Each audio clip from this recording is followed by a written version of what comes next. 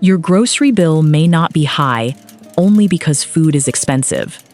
It may be high because you are paying for the same food twice, once at the supermarket, and again when the first version gets forgotten in the refrigerator, replaced by takeout, thrown away, or bought again because you forgot you already had it. That hidden grocery bill does not show up as one dramatic mistake. It appears as forgotten spinach, duplicate sauces, oversized packs, takeout replacing planned dinners, and a freezer full of food with no clear purpose. A useful Japanese idea here is Mottainai, regret over wasting something useful. Applied to groceries, the cheapest food is not always the food with the lowest price. It is the food you actually use. Here are 10 habits that can help you make more of every grocery dollar. And near the end, I'll give you a 5-minute grocery reset you can use before your next shopping trip. Principle 1. Shop your kitchen before the store. Most people begin grocery shopping with a list. Start one step earlier. Open the refrigerator. Open the freezer. Look at the pantry. You may already have the beginning of 3 meals sitting in front of you. Half a cabbage, 4 eggs, rice, frozen chicken, 2 carrots, a packet of noodles. The hidden cost is duplication. You buy onions because you forgot the ones in the drawer.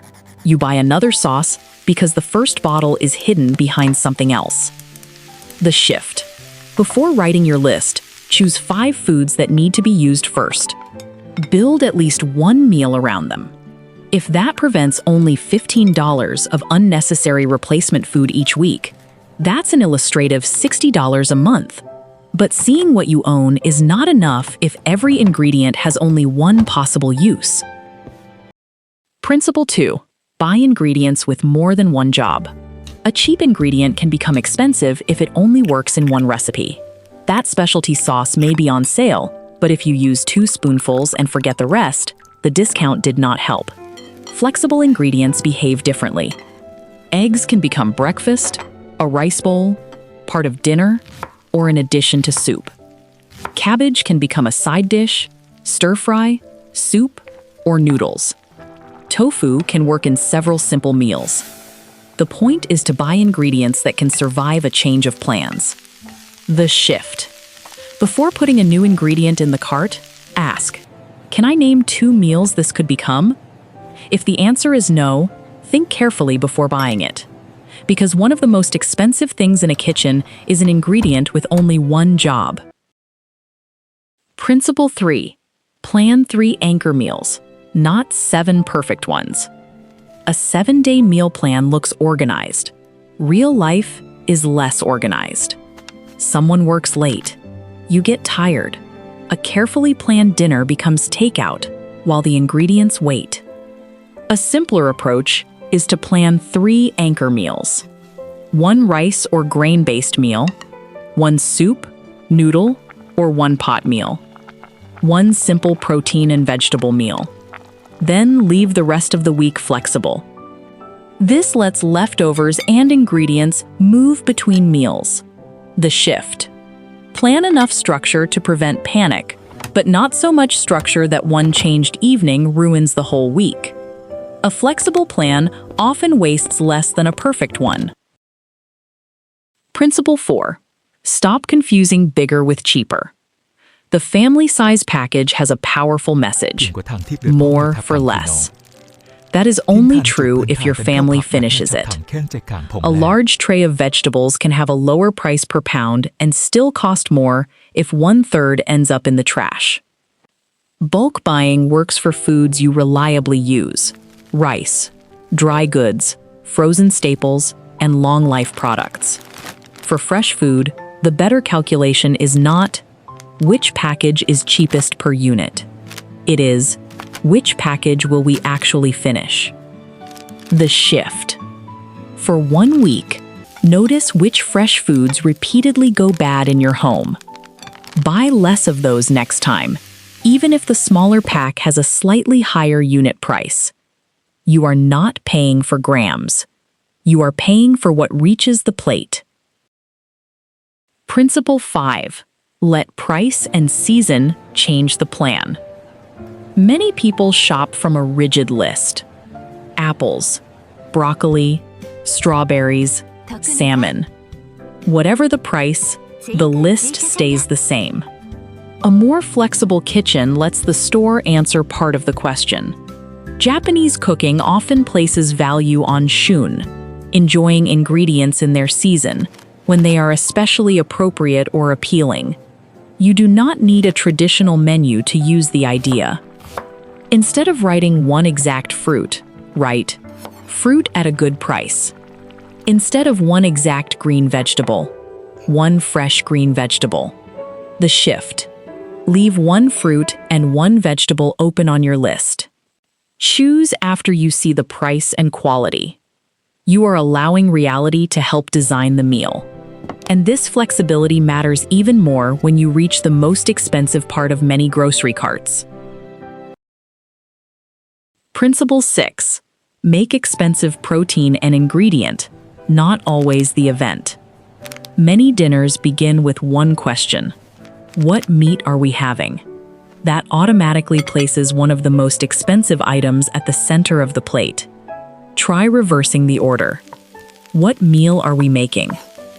And how much meat, fish, eggs, tofu, or other protein does it actually need? Some nights, a smaller amount of meat can stretch through noodles, rice, vegetables, or soup. Other nights, eggs or tofu may work. The goal is not removing foods you enjoy. It is stopping the most expensive choice from becoming automatic. The shift. Replace just 1 or 2 expensive dinners each week with a lower-cost meal your household genuinely enjoys. Illustratively, changing 2 $18 dinners into 2 $10 dinners saves $16 a week, about $64 over 4 weeks. Small change, real money. Principle 7. Freeze food while it is still good. Many people use the freezer as a rescue operation. Food sits in the refrigerator until the last possible moment, then gets frozen. The better move is earlier. If you buy more chicken than you will cook soon, freeze part of it immediately. If the bread won't be finished, freeze some while it is still fresh. If you cooked extra rice or another freezer-suitable food, portion it before it becomes forgotten leftovers. The shift. Don't ask, "Is this bad yet?" Ask, "Am I realistically going to use this soon?" If the answer is uncertain, make the decision while the food is still appealing. The freezer should pause food, not rescue regret.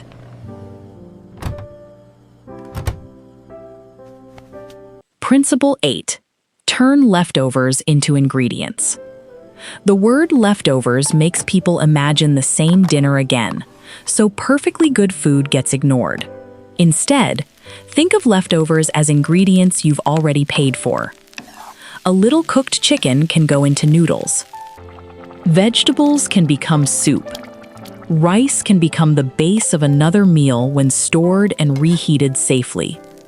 People may resist the same plate 3 nights in a row, but not the same ingredient in a different form. The shift. Before cooking something new, look for one cooked ingredient that can be carried into the next meal. This is where grocery savings stop feeling like restriction. You're not eating less. You're making yesterday's money work again. Principle 9. Don't shop for your fantasy self. Open almost any pantry and you'll find evidence of good intentions. The flour for the baking habit that never started. The healthy snack nobody likes. The sauce for the recipe you were definitely going to make. The 6-pack bought because 1 pack was discounted. It is optimism, but optimism becomes expensive when you buy the habit before living it. The shift. Test new routines cheaply. Want to start baking? Buy enough for the first attempt. Trying a new snack? Buy one. Trying a new recipe? Avoid stocking 3 months of specialty ingredients. Shop for the household you actually have this week, not the perfect household you imagine becoming next month. Principle 10. Learn what enough looks like. A packed refrigerator can feel secure, but fullness is not the same as usefulness. A calmer kitchen has enough food to make several meals, enough staples to handle a change of plans, and enough empty space to see what needs to be used. Saving money is not only about finding lower prices.